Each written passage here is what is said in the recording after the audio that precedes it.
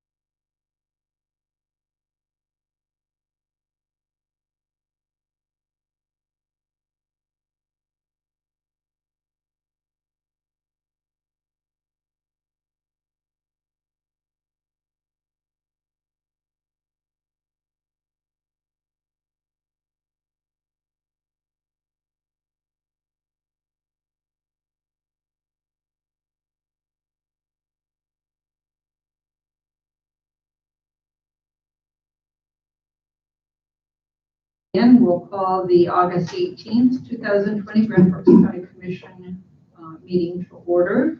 Please note for the record that all commissioners are present either by telephone and or in person. Just a few items for those individuals that are on the telephone.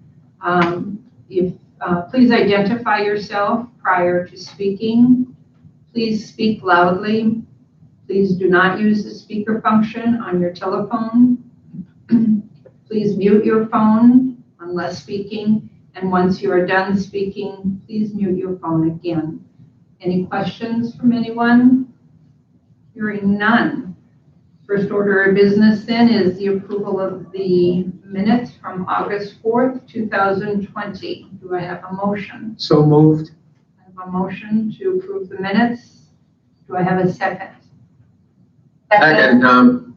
Okay, and we have a motion and a second. Any further discussion? Hearing none, all in favor signify by saying aye. Aye.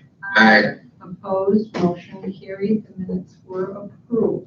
Next agenda item is the approval of the order of agenda.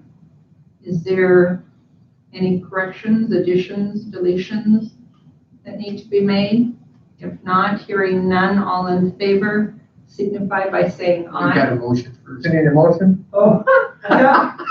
I was just checking to see if you were listening. Move approval. Okay, so we have a motion to approve. Do we have a second? Madam Chair, I second. Okay, we have a motion and a second. All in favor signify by saying aye. Aye. Aye. Opposed, motion carried. Next item is the consent agenda. Is there anything that you would like pulled? We have bills, employee status changes, overtime, game of chance permit, and I guess that's it. So is there anything you'd like to have pulled for discussion? Madam Chair, Yes, ma'am. I move approval of the consent agenda. Thank you. Do I have a second? Second, Tom. Thank you. We have a motion and a second to approve the consent agenda. All in favor signify by saying aye. Aye.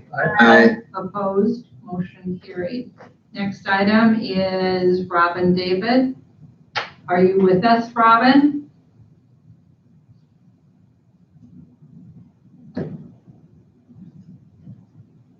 Madam Chair, I don't see her on the attendee list.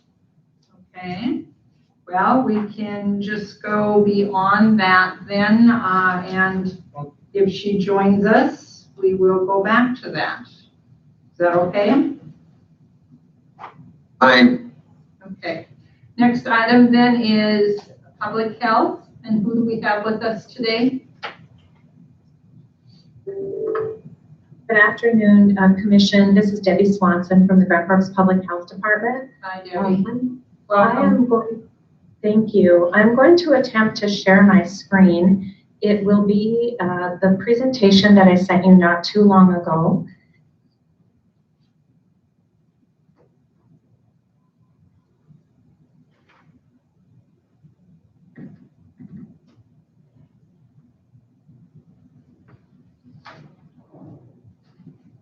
Are you able to see that now? Yes, we Yeah. are. Thank you. That Michael Dulitz from our department presented at the Grand Forks City Council last evening. And I'm going to leave it in the mode that it's in right now because it's in a locked format, but I did send this to you via email so you can take a look at it. I'll be the first to admit this is a little bit like sharing somebody else's research at a national conference. This is really something that Michael Dulitz, our opioid response coordinator, and Dr. Walls, our health officer, put together. And it does have a lot of analysis within it. So I will attempt to answer questions as much as possible. But please know I wasn't intimately involved in the development of this or the data analysis, but I will do my best.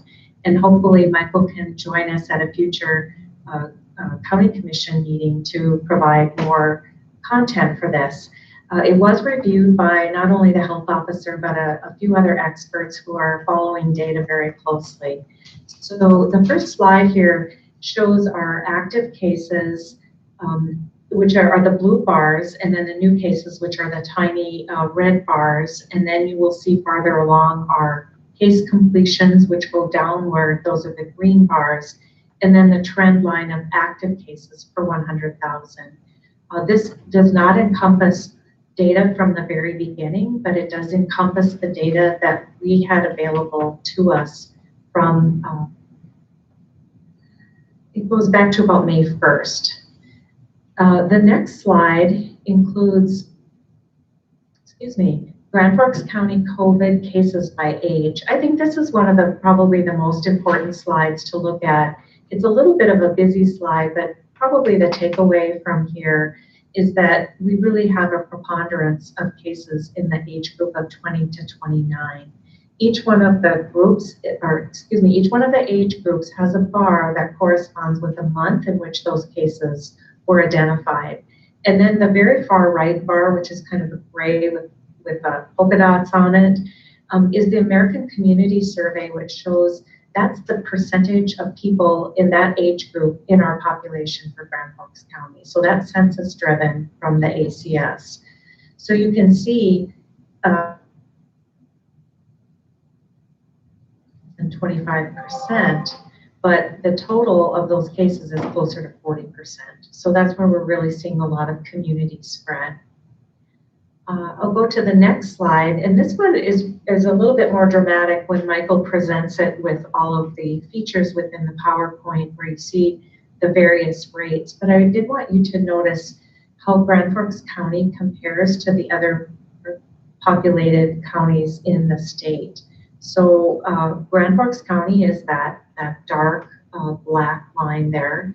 Ward County is the red line, and Ward County was a very low cases until a little bit later. And then Cass County had their peak pretty high at the beginning of the outbreak in May. They had a lot of cases in long-term care and among the elderly. And then the current hotspot, of course, is the Burleigh and Morton counties, which is Bismarck and Mandan. And then overall, the North Dakota rate. So you can see how Grand Forks compares across all of those to the current data, with Burleigh and Morton having a very high incidence right now, much higher than the state rate, and Grand Forks has had its peaks, and then you can see it started to level off a little bit with some smaller peaks. This slide indicates the active cases compared to hospitalization rates, to active hospitalization rates. And we always thought, and we were under the assumption that they were lagging. Active cases would appear first, then hospitalization rates, but there's a pretty strong correlation here. And then at the bottom there, you can see the new hospitalization rate as a 7-day average. The next slide. This is when Michael's research gets really very interesting, and this is based on the Harvard risk levels, looking at Grand Forks County new cases per 100,000 on a 7-day rolling average. And you can see there that we had a really high peak back in April when we had a large workplace outbreak. That would be to the orange or yellow level there. And we had a really nice low case rate back in the beginning of June, but you can see it has just significantly increased. A couple weeks after the 4th of July, we had a nice peak a big peak up in the end of July, and then now we're having a second one here in August. So this just shows you the rolling is against that Harvard risk level. And then this particular one, and keep in mind all of this data is preliminary, to help us understand what we might be facing as schools open up. Michael did an analysis of the 7-day rolling average for Grand Forks County. This is cases per 100,000, and this is community spread only. Grand Forks Public Schools really wanted to look at just community spread and what was happening with that particular indicator. Now keep in mind, community spread is determined after we no longer know where that source of exposure occurred. It wasn't household, it wasn't a close contact, it wasn't from travel. There's no other known source, it becomes community spread. And you can see here, once again, we have the nice low dip in early of June, and now we have much more going on towards the end of this month. So one of the things that Michael and Dr. Walls looked at was developing a dashboard called the Health Officers Dashboard. And this looks at the problem being that we had limited local data available and a lack of really clearly defined criteria for risk movement. The state had risk it was the same risk level, and we really didn't feel that was reflective of what might be happening in our community. So the solution was to develop this local dashboard and look at existing data that was collected by the City of Grand Forks Public Information Office. Every day when those news releases that I send to you out at 11 o'clock or shortly thereafter come out, they were keeping track of all of those cases and all of the information there. And so that information was used to create a scale and a weighted average on a 4-point scale. And it's based on these 5 factors: the new cases per 100,000, the tests completed per 100,000, the percent positivity, something that's been highly debated, and the percent change. And then lastly, the hospital capacity. I recently had an opportunity that he is concerned with, and he talks a lot about percent change and percent positivity as being really important indicators. So what they did then was to look at a color indicator where green is less than 1 case per 100,000, yellow, you can see there, orange and red being the most concerning level at 25 cases per 100,000. And the 7-day average, and then once again, this was based on that Harvard study. So you can see what the graph looks like here. And then each one of these has a graph for the specific indicator that I just mentioned before. And then they each have a little bit different level of color. Obviously, we want to be doing as many tests as possible. So 2,000 tests per 100,000 population was selected with that.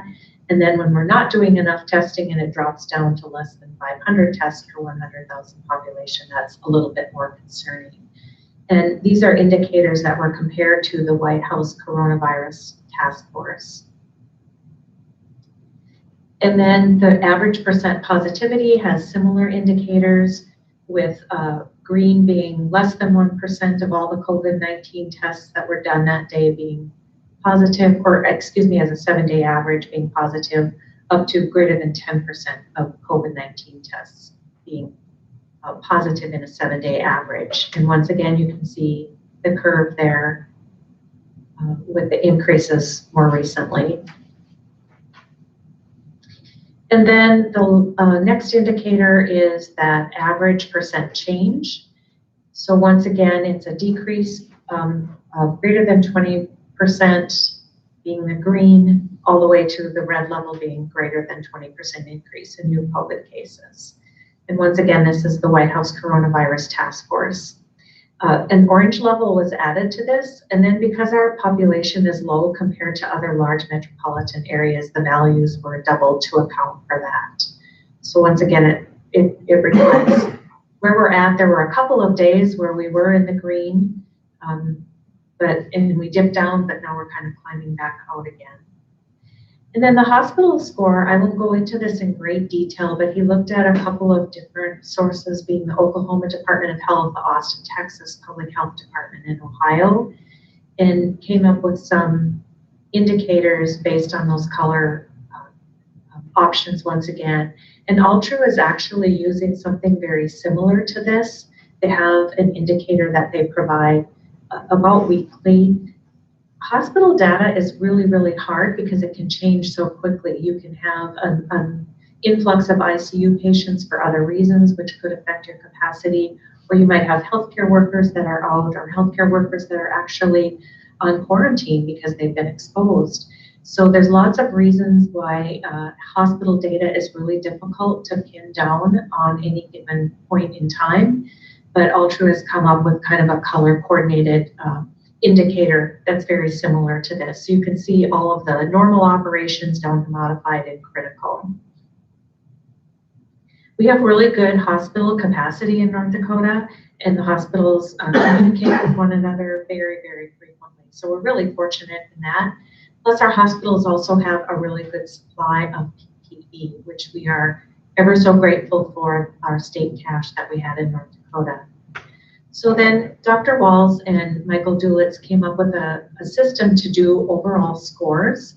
And those overall scores have a value of 0 to 0.75, 0.76 to 1.5, and then 1.5 to 2.25, and then 2.26 to 3 being that red level. And there you can see all the factors once again. So this is the dashboard in terms of the graph, but what I really think you will want to pay most attention to is how it is then multiplied with the value and the score, and then the weight that it's given and the weighted score. And then those are added all together to come up with that 1.8, which puts Grand Forks in much more of a high-risk category. Now, keep in mind, this is extremely fluid. It's preliminary data. Sometimes the data changes, but we felt it was a much better indicator of determining what our risk levels are compared to the whole state being green, because we know that that might be the case in some areas, but not necessarily in all areas of the state. And then this is just a comparison of how the levels and risk systems were analyzed, and that individual entities might consider correlating with the governor's Smart Restart guidance. So you could look at that high risk level and say, well, instead of being green, which the state is, we might be high risk, or we might be low risk, we might be yellow. What does the restart guidance look like for that particular area? And I think this commission has actually debated that in the past when you've looked at events. But there are some limitations. The data is calculated from a state website, and then that hospital capacity could be somewhat subjective. And one thing that's becoming really clear to us too, it doesn't include the long-term care impact. And also a lot of care is being delivered in long-term care right now. Many people might become ill and they're cared for in the nursing home until such time as they need hospital care. And sometimes they recover there, or sometimes they might also expire in a long-term care situation.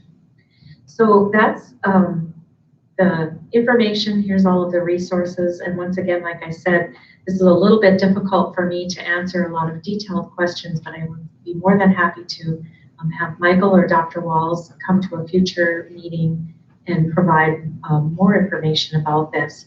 A couple of other documents that I will follow up with the commission on are a couple of testing documents that have been developed by the institutional partners, and Tom Ford has been involved in that group.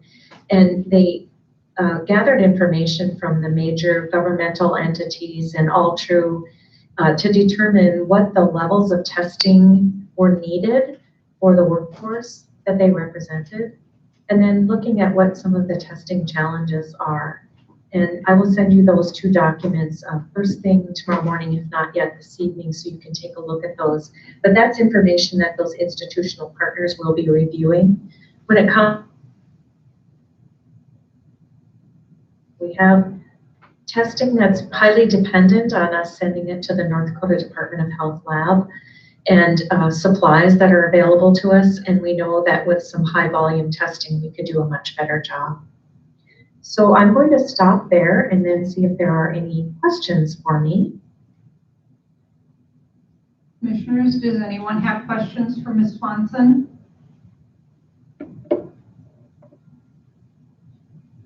Madam Chair, this is Dave. Yes, Dave. Debbie, it's a little hard for us out in the rural area here to know what is affecting here. I've had a number of people say, well, yeah, Grand Forks has it all over the place, but we don't have anything out here.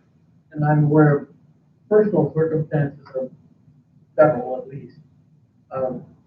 How do we get the word out that this is a real thing that doesn't affect, or that does affect multiple towns, not just Grand Forks, Fargo, and Bismarck? That's a good question, Commissioner Engen. I would like to share a slide with you at some point in the future that shows the differences between the urban and rural areas in Grand Forks County, but it is only for a select indicator. It's not for all of those indicators that I have mentioned earlier. And it really does mirror Grand Forks City. The other thing we have done is we've looked at the counties surrounding us, and they all have cases as well, and they are much more of rural nature than Grand Forks County is. So we know that there's rural impact here, and there are not the same resources in the rural areas either. We're fortunate in Grand Forks County. We have health systems and long-term care. We have testing available in rural Grand Forks County.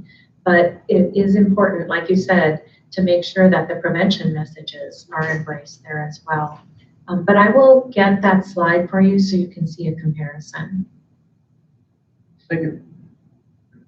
Any other questions? I have, I guess, a question with the risk levels. And so if we're at high risk in the orange, do you have any sense for what Cass and Burley are? Madam Chair and Commissioners, I don't. We've been promised county-specific data that we can share from the State Health Department for some time now. And I do get an occasional report from them that I can share, but it doesn't have quite the same indicators and risk levels included in it. And I have already heard from Bismarck that they're interested in what we did and they would like to prepare something similar. So I would expect that that will be something that we will see come out in the future. I'm really not sure what the reluctance is at the state level to have us develop things like this or have risk levels that are different for counties based on what's happening. And the other thing is it's always such a moving target. We might be in a low risk level at a particular time frame and then move to a high risk level because of an outbreak at a workplace or returning students to UND or school starting. So we really have doing now with schools beginning. So I'm not sure if I was adequately answering your question, but I can tell you that we have similar concerns, and I know those other entities do as well. Bismarck and Fargo, or Burley County and Cass County, both have had task forces available to them. And I do believe they have county-specific task force dashboards, but I've never seen them. Okay. Any other questions, commissioners? Well, again, did you have anything else for us? Madam Chair, members of the commission, I don't have anything else, but as always, please feel free to reach out to us if you have questions or if you have any suggestions for anything that we're doing, or you see that there's gaps in service related to COVID response from the county perspective that we can be of assistance with. We will certainly try. And I thank you for the support that you've provided thus far. And we thank you for all that you do, and you know, we appreciate the charts and the local information that we are able to get, and sad to see that we are moving up the scale, and hard to know at what point you change how you do things, or can you even change how you do things. So you know, other than the normal wearing masks, washing your hands and distancing and that sort of thing, it's just kind of mind-boggling as to what you can do other than just watch the numbers go up. So maybe I'm all wrong there, but that's what it seems like anyhow. So, okay, well, thank you so much. And again, please pass that along to your staff as well. And we always appreciate hearing from you. Thank you.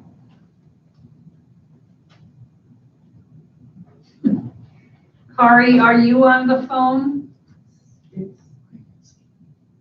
I am Commissioner Knopf. I am here. Did you have anything that you wanted to add as it relates to COVID from the emergency management perspective?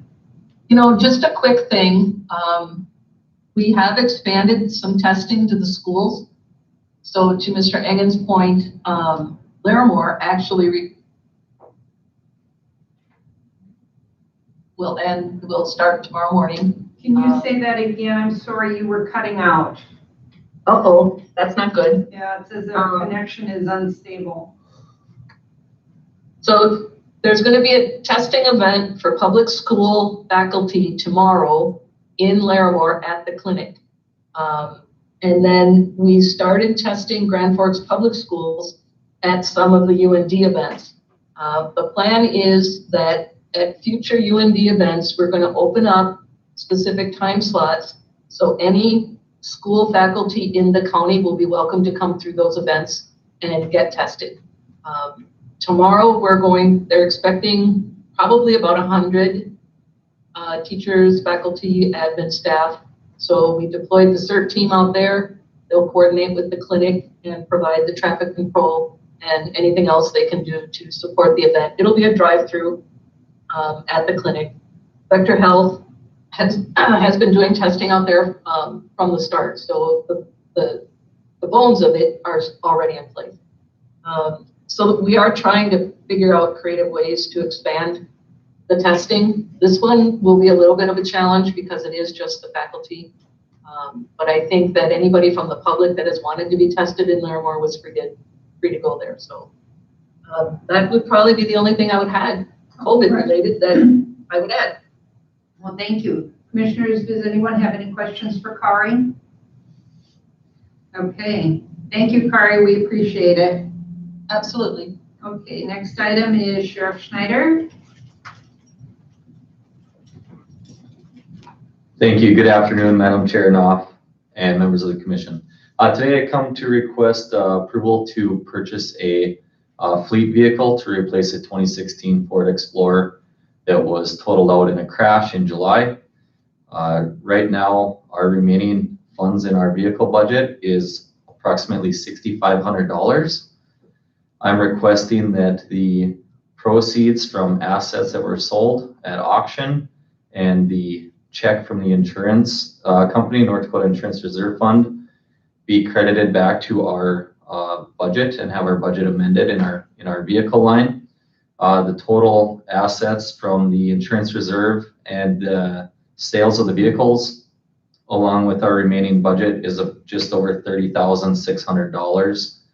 I would be requesting the proceeds from the sale of the vehicles, which is $10,274.50, and the insurance check for the total out vehicle of $13,850 be placed into our vehicle line item. And I'm open to any questions that you may have. Thank you. Does anyone have questions for Sheriff Schneider? Did you find a vehicle? We haven't found a specific vehicle yet. I'm still assessing and evaluating. I don't want to just buy a vehicle to replace it. I want to make sure that it's something that is going to be beneficial to the agency for the next 5 to 6 years at least. It would have to be bid, I'm assuming. Unless I went off a state bid, I suppose. Okay. Any other questions?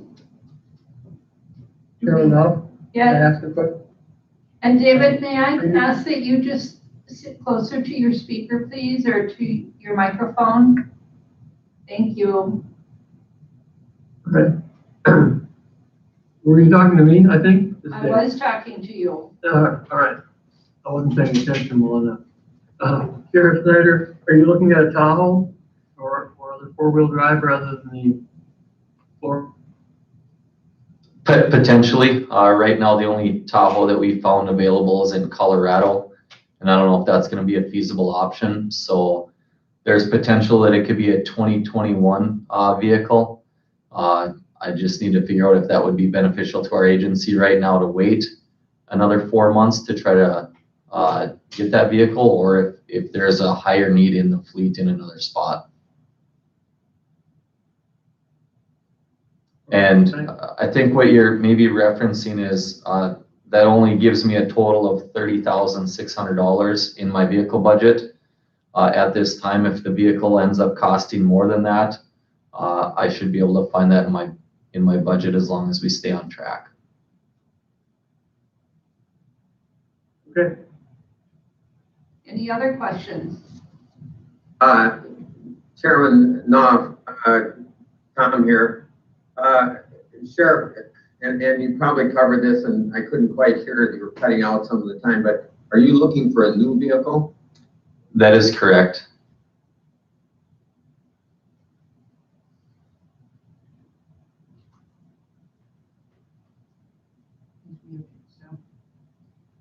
Any other questions? All right, may I have a motion? Madam Chair, members of the commission, if you make a motion to amend this budget, could you do it in an even dollar amount? 30,700, 31,000. So I would be looking at, if I can do some quick math, 20 $24,100 roughly is what we'd be looking at. That'd be almost all of the assets. That'd be leaving me a couple bucks short, about $30 short of what we gained. For the new vehicle? Yes, How about to equip it? If you get a Tahoe, the Explorer was the one that got totaled out. You correct. gotta get all new equipment then for the top. Some of the equipment will be able to be utilized in the vehicle. Some of the equipment we would have had to be replacing anyways in the next year. So I will be able to factor that in. Okay, any other comments? Questions? Again, do I have a motion? Fair enough, it's Dave. I'll make the motion. I think I heard him ask for an even number of 24,100. That'd be based on the fact that they have some other funds already. Is that how that works? That's correct. I second. Okay, we have a motion and a second. Any further discussion? Hearing none, all in favor signify by saying aye. Aye. Opposed? Motion carried. Thank you. I have nothing further. All right, thank you. Stay safe.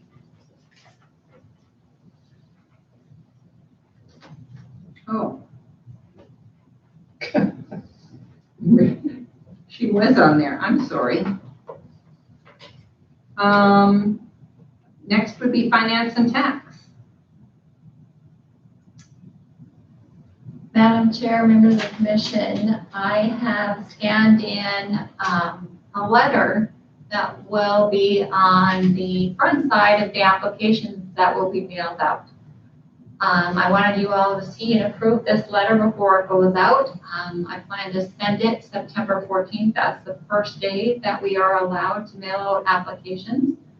There is a blank at the top of that page, that letter I wrote, and that's because that the voter's name and address will go there, and then it will be folded and put in a window envelope with the application on the reverse side. So that's why we have a space there. And so where you see it say attention, I can't actually put it above where it's at, otherwise we won't have room. And so the information that I have in this letter, I pretty much filled in the space that's left. But we could always adjust this letter if you don't like how it reads, or I could add something if you think something's missing, or take something out that you don't like. I did give them the options as far as getting the application back to us. I want that included in the letter. I also say give this back as soon as possible. I did also, just so you know, I did contact the postmaster because of all of the media's discussion about the post office, and that you should be concerned that your ballot will not get back here in time. I did call the postmaster in Grand Forks, and he is not concerned at all. And he said nothing is being done differently here in Grand Forks than it has in the past.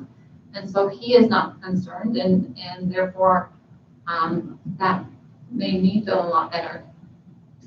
I also did have a meeting with the Allaire Center about voting out there and their concerns about them being the only voting center in Grand Forks County on election day, and they're very concerned about long lines and social distancing, and because of that, we are going to use the arena, and there is going to be some additional cost. We have never paid to use the Allaire Center, but we will be paying because we're going to use the arena, and they have to put something down on top of the turf. And then there will also be some additional staff that will be in place. So that's in the cost of about $10,000. They said they won't charge me more, even if it costs more, but there will be a cost for $10,000, and I agreed to pay that. So in my letter, I have the dates and times for the Allaire Center. I also strongly encourage people to wear masks. There was some discussion by the city council whether or not the county commission was going to mandate a mask wearing.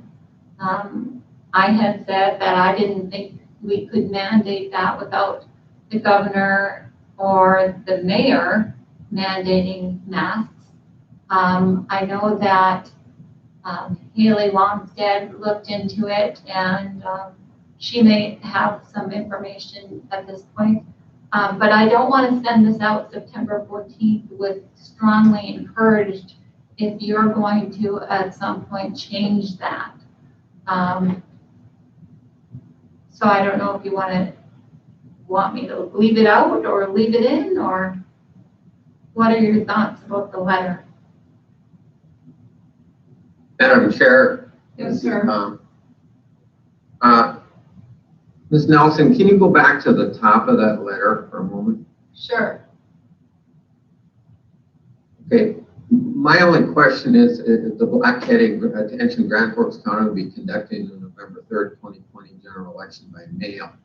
And I know, which I understand what you're saying and everything else, but I know we're going to get some blowback maybe that infers that we're only doing it by mail and we're not going to have a polling place.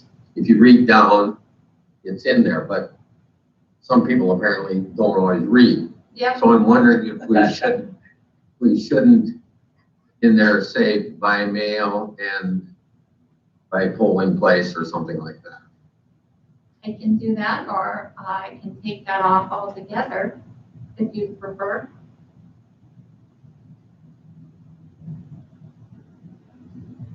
It's already crowded, the letter. So I can adding, just take that off. adding some more language is going to scrunch it further. If you just let Grand Forks County will be conducting the November 3rd General election. general election, period, or take it off.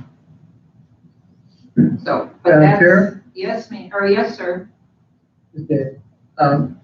In the first paragraph, it could be combined nicely, I think. It is saying, Commission has approved the vote by mail process and will also, which is the same as an absentee ballot, but will also have a polling place at the alert center.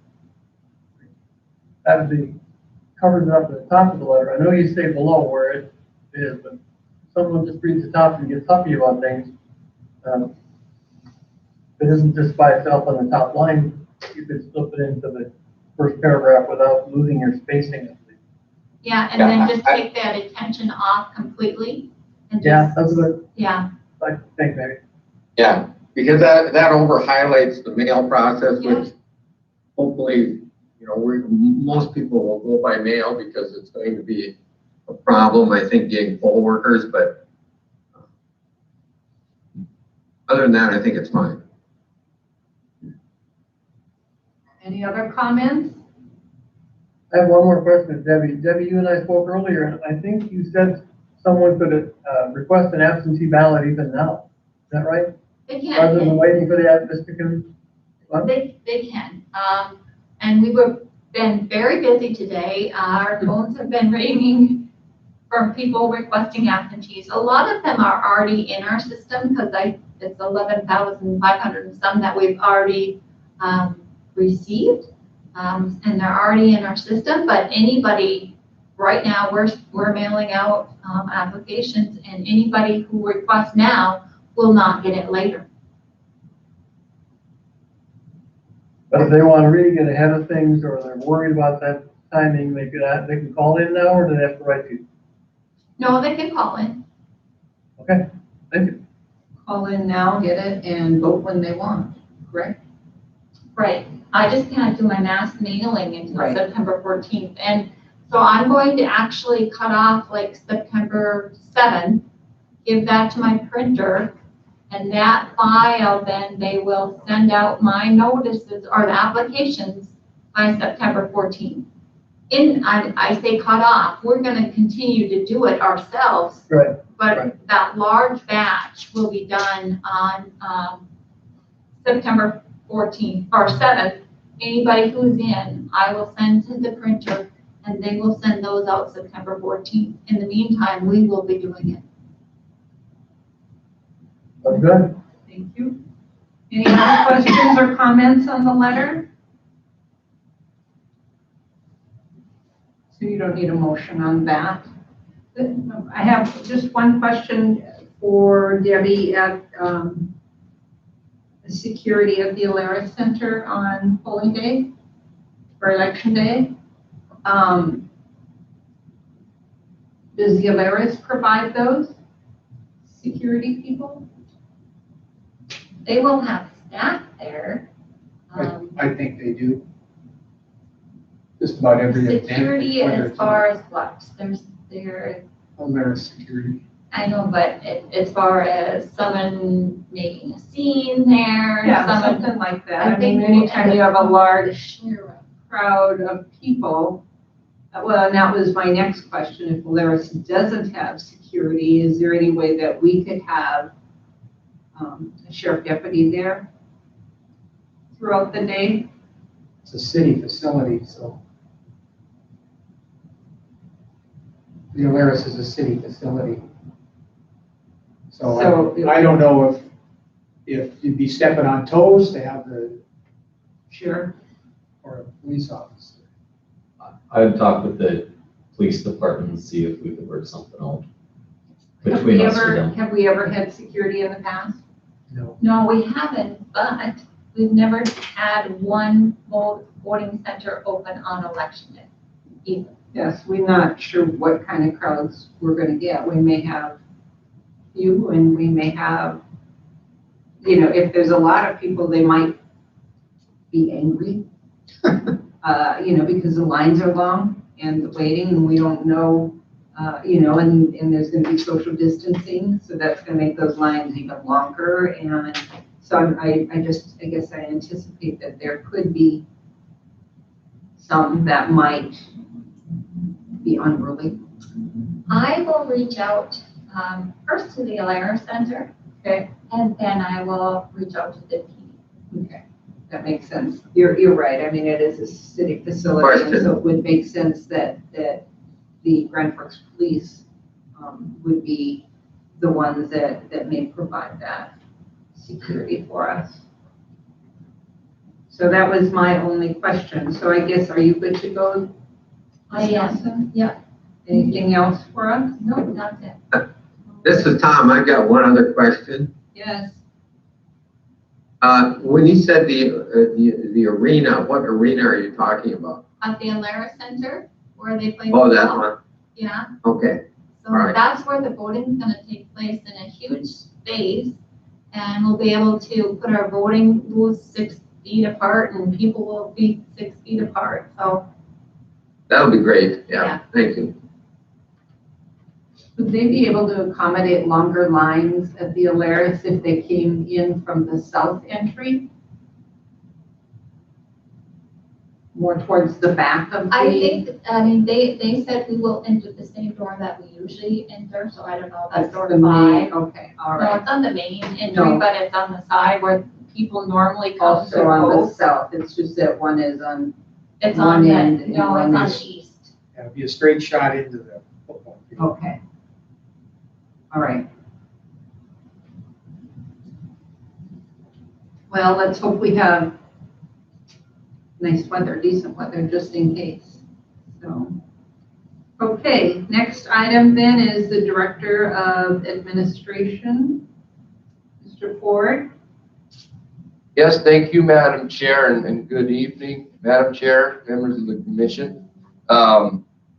First thing I have for the commission is the long-awaited county restart recommendation from the county recovery team.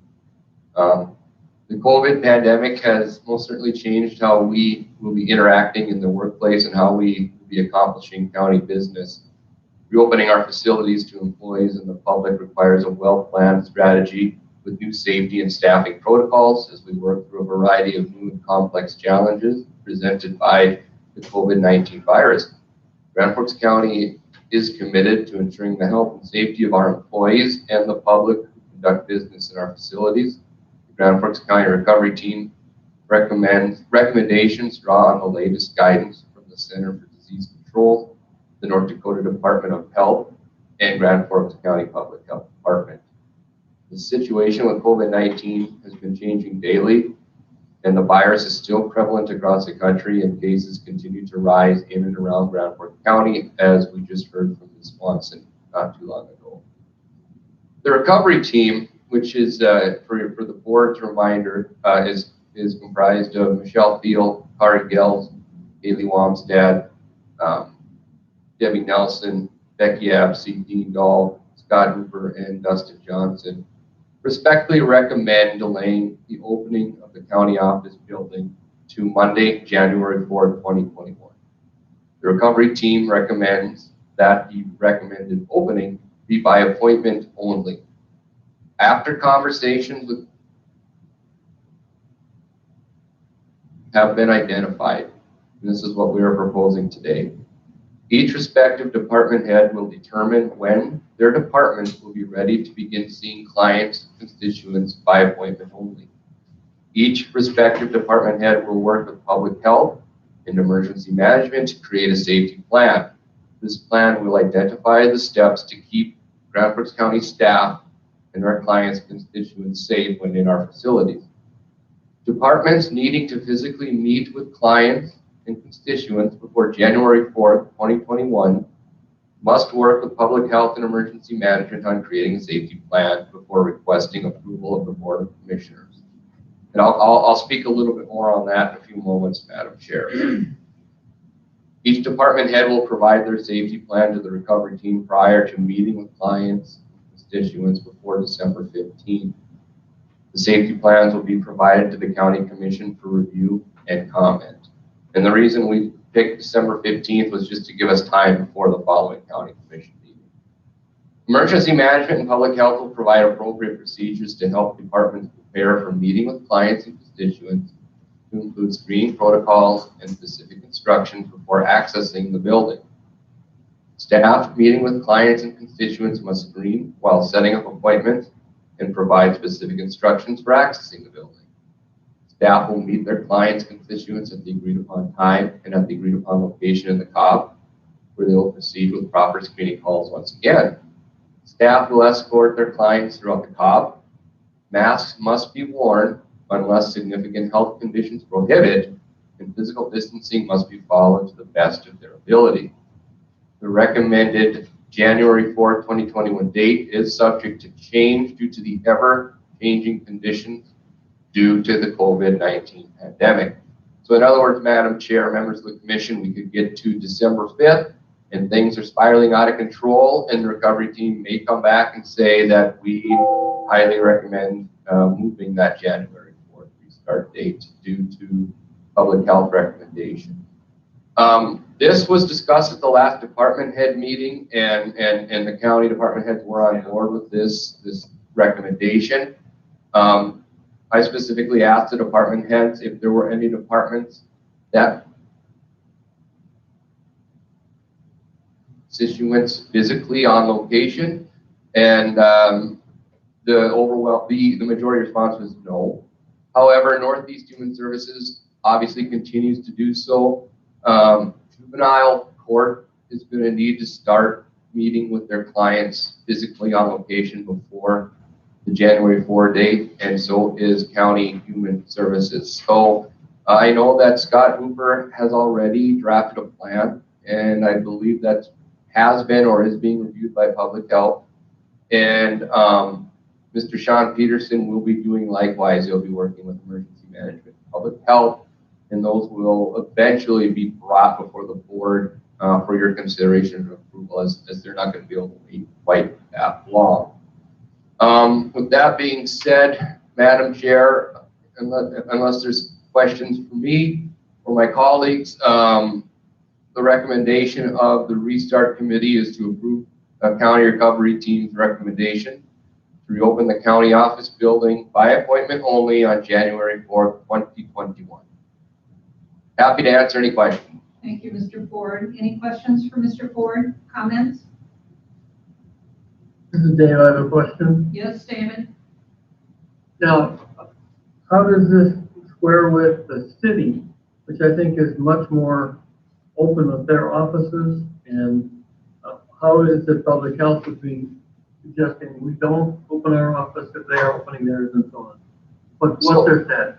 Yes, so good question, Commissioner Ingen. So, so Dustin Johnson has been our public health representative through this whole process. And Ms. Swanson has also been in constant communication with myself and Kari. And they are endorsing the plan we put forward. That being said, to answer your question, sir, City Hall is open to the public, and constituents can walk in and do business physically. That was changed last June, so back in June.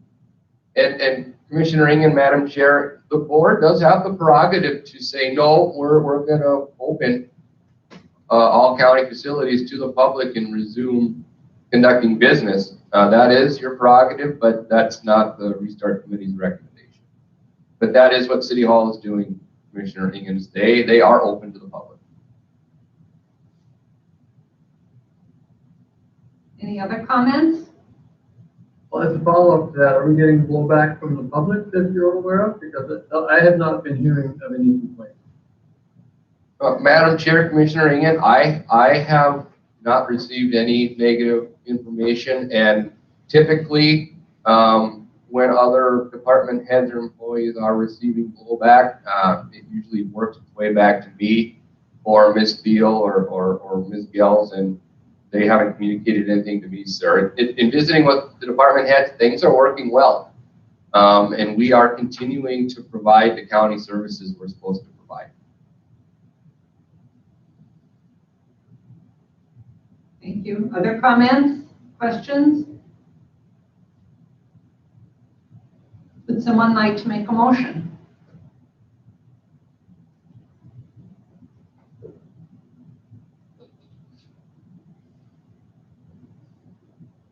This is Cindy, Madam Chair. I'll make a motion to approve the recommendation from the recovery team or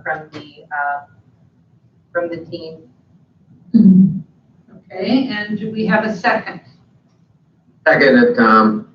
So we have a motion and a second to approve the county recovery team's recommendation to reopen county office building by appointment only on January 4th, 2021. Any further discussion?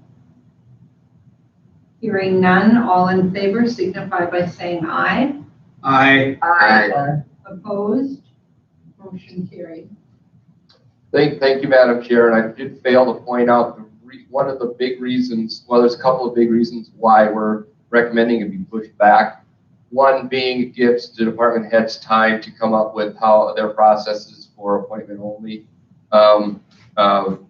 Buildings and Grounds, Mr. Grishesky has worked with Michelle Thiel. They've come up with some creative means to accept deliveries, mail, etc. But it's just buying us a little bit more time. Plus, it gives us time to see what happens in the community once UND, Northland community, and the public schools are back in session. So, thank you for that. The next thing I have, Madam Chair, is CARES Act funding. On August 13, 2020, the Budget Section Committee approved the allocation of the remaining $319.7 million of funds from the Coronavirus Relief Fund. Included in this allocation is $58.9 million for distributions to cities and counties. In an effort to streamline county COVID-19 expenses, reimbursement requests, and to ensure funds are appropriately spent in accordance with FEMA and the 2020 CARES Act, it is the recommendation of the Director of Finance and Tax and the Director of Administration that a CARES Act Funding Review Committee be formed to review and approve all COVID-19 expense/reimbursement requests. This committee would be comprised of the Director of Finance and Tax, the Director of Administration, and the Director of Emergency Management. Referencing the county's purchasing policy, all purchases greater than $10,000 will be brought before the Board of Commissioners to review and approval. And this is not because we've had problems in the past with how expenses are being dealt. It's just to make sure you think we're not doubling up on the same ordering of supplies, just to make sure that we aren't ordering through FEMA and trying to get reimbursed through FEMA and CARES Act money and then being able to have one single data source for when and if there's an accounting of public funds are spent. So the recommendation, Madam Chair, is that the board approve the creation of a CARES Act Funding Review Committee, and that would be comprised of Ms. Nelson, myself, and Ms. Gills. Thank you. Any questions of Mr. Ford? Comments? Hearing none, may I have a motion?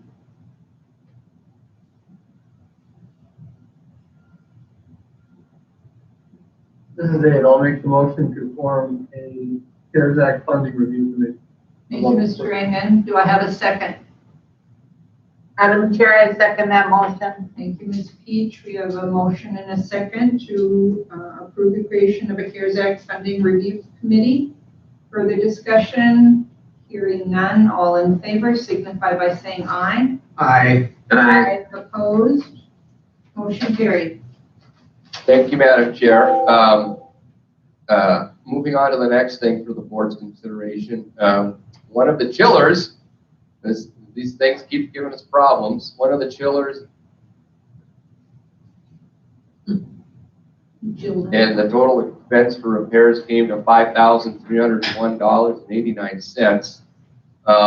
Madam Chair, after visiting with Mr. Falk a few times on some of these administrative issues, the buildings and grounds repair budget is already pretty stressed, and we still have 4 or 5 months to go. I'm respectfully requesting the funds come from the 2020 capital improvements. And if there are questions as to what's going on with these units, Mr. Krzyzewski is on to answer any of those questions. Thank you. Does anyone have any questions of Mr. Ford or Mr. Bill?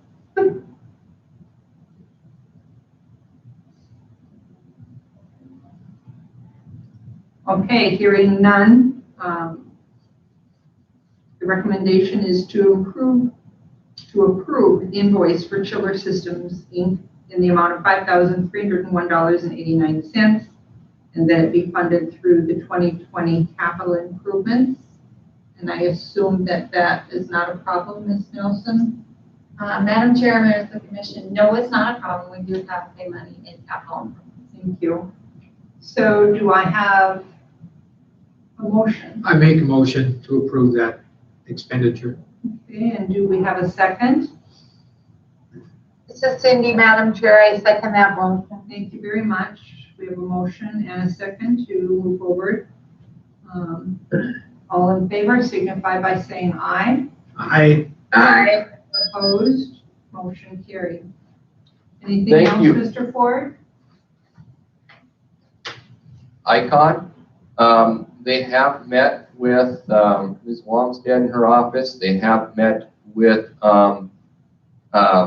tax equalization, finance and tax in their recorder's office. And I'm hopeful we'll have some renderings and estimates by the next commission meeting. And that's all I have for today. Okay, does anyone have questions of Mr. Ford?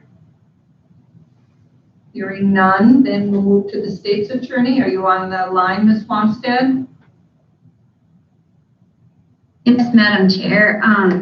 Madam Chair, members of the commission, I just have an update. At the last meeting, 2 agenda items we addressed was the Welcoming Community Roadmap from Robin David and the Safe Kids request from Karma Hansen. At that meeting, Mr. Ford and I were asked to follow up with both entities to get some more information about whether or not we could enter into a service agreement with their projects. Mr. Ford and I did have an opportunity to meet with both projects, and I believe that we could enter into a service agreement with either entity. Obviously, each of them have some items to figure out as far as what kind of entity or what agency they will be falling under, and to figure out on their end. But once they get that established, if the commission does elect to engage them in a service agreement, I think it would meet the legal requirements under the law. Thank you very much. Does anyone have any questions of Ms. Olmsted? Okay, anything else for us?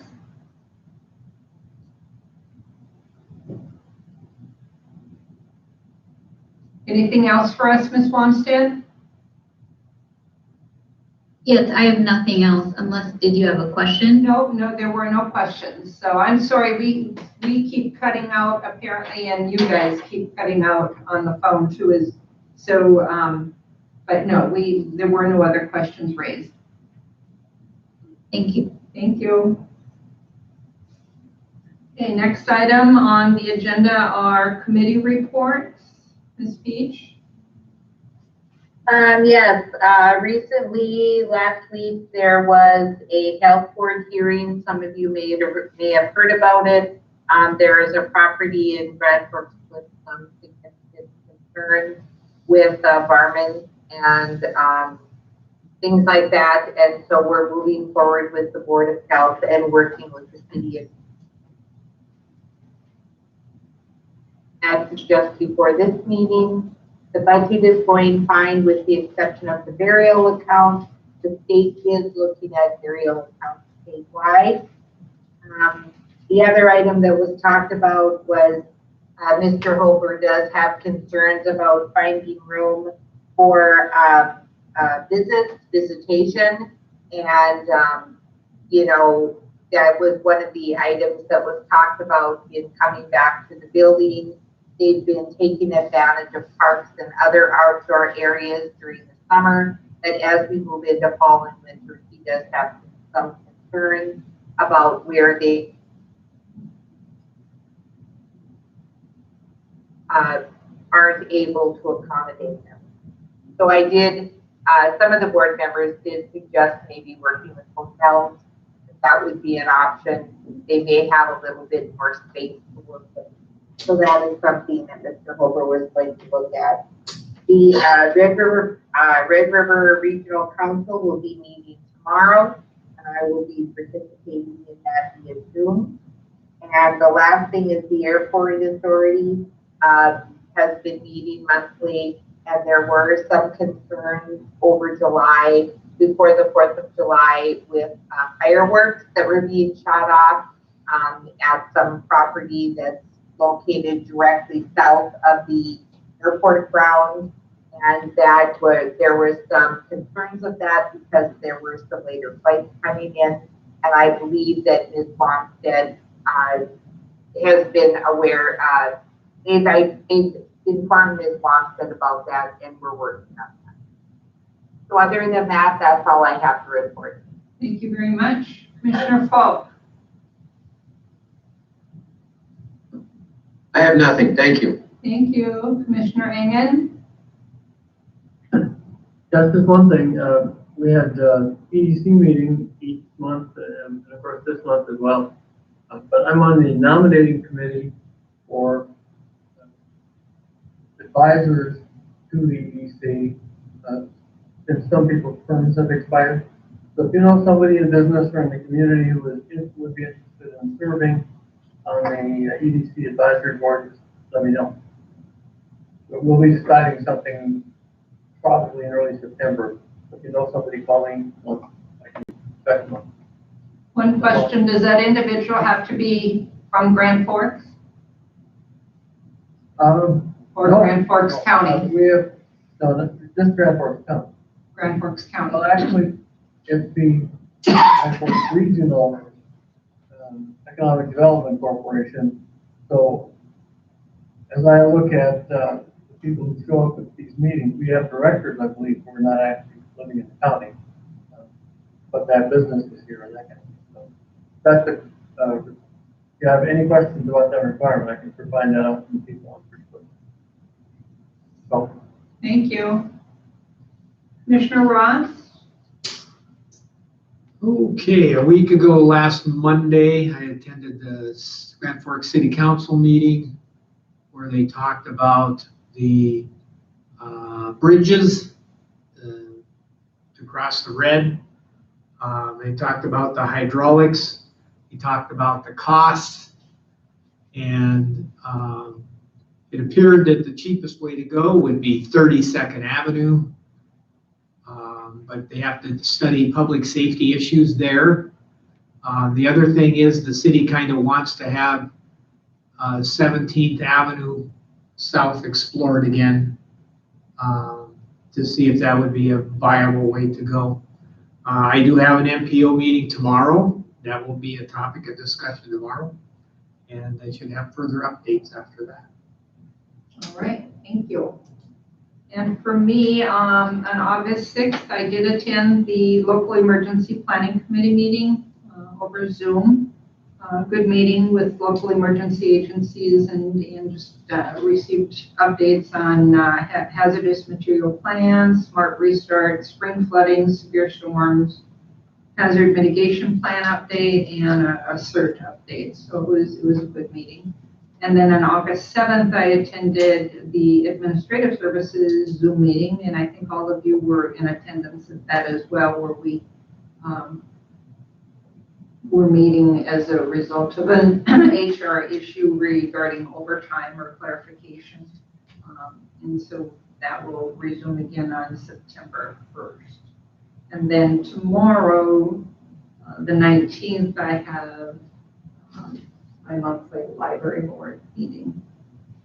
One other thing that I wish to address in my portfolio report today relates to the COVID-19 frontline workers, Grand Forks County Emergency Management and Grand Forks County Public Health staff in particular. And these staff members are under a great deal of stress, physically, emotionally, mentally. And I feel we need to find a way to support them through these very difficult times. I don't think anyone can fully grasp the effects of the pandemic on the very limited number of frontline staff that we have, whose impossible and unsustainable workloads continue to increase each and every day as a result of the pandemic. The local county public health and emergency management teams truly are victims of this crisis and are the silent heroes who have put the public's health, welfare, and safety above their own 24/7. Without strict mandated restrictions that would truly support the workloads and our co-workers are tasked to do countywide, we will never be able to get this virus under control, and we are at high risk of losing excellent trained staff. Saying thank you for all that you do to keep us safe is not enough. We must find a way to address the physical, added financial, mental, and emotional toll our county public health and emergency departments and staff consistently carry with them each and every day and take home with them each and every night. Limited staffing during the pandemic is a huge part of the issue. Some staff haven't had a day off since March. Many work 14 days straight and then get a weekend off. Contact tracing is a morning, noon, and night task, and mass testing efforts include days of planning and participation, as does business restart planning. Now with the uptick in COVID cases, the return of thousands of UND students, and the onset of school openings throughout the city and county, along with their sports program, there is no end in sight. The strain is being felt by everyone as they continue to try and manage their regular ongoing work, all-consuming COVID-19 circumstances, in addition to trying to find some form of work-life balance. While making plans to reopen schools, businesses, and identifying testing needs in our community is extremely important and fully supported. Addressing the emotional and mental health needs of our frontline health workers is equally as important and should be a focus by all entities. And so I'm requesting that the commission support and I'm requesting commissioners' support and involvement to pull together a task force to address these issues as soon as possible with pertinent staff. I'm willing to have comments on that one, but that's my request.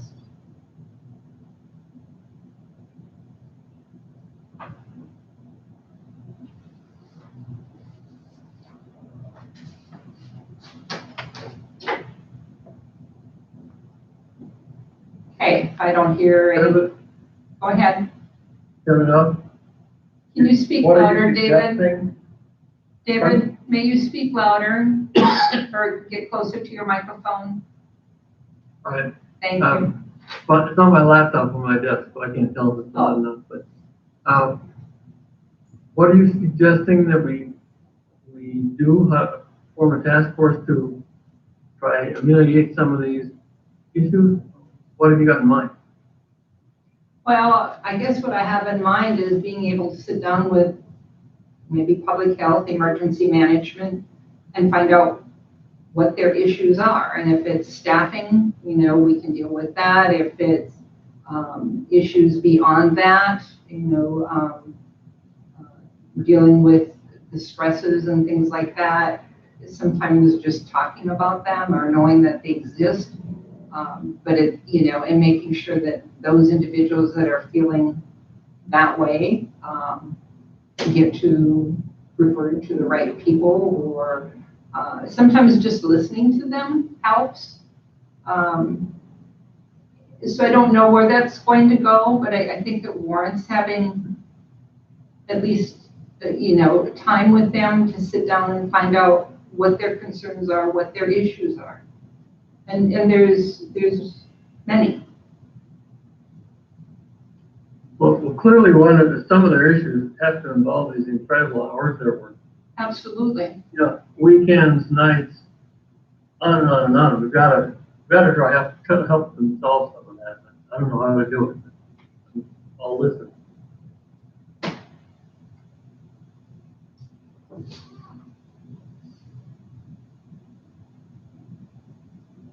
No other thoughts on that?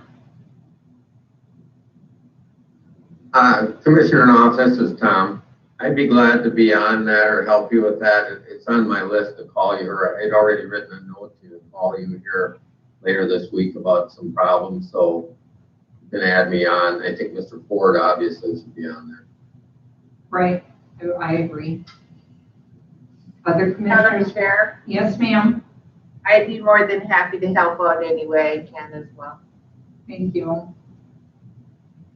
Okay, so we have a majority that are interested and see that this might be worthwhile. And so I will go ahead and reach out to public health and emergency management staff and see if we can't maybe come up with a good time where they are available in their busy schedules where we can meet, and I will put out some options and we'll have the discussion and I guess go from there. So thank you for your support. I appreciate that. Next item is unfinished business. We have non-correspondence. We just have a thank you letter from the Circle of Friends thanking us for the $10,000 investment in their program. And I believe that we do every year, correct? Correct. So, anything else that needs to come before the commission? Is anyone here to make a motion to adjourn? I so move. We have a motion to adjourn. Do I have a second? Second, Okay, we have a motion and a second to adjourn. All in favor signify by saying aye. Aye. Opposed, motion carried. Thanks everyone and stay safe. Same to you. Thank you very much.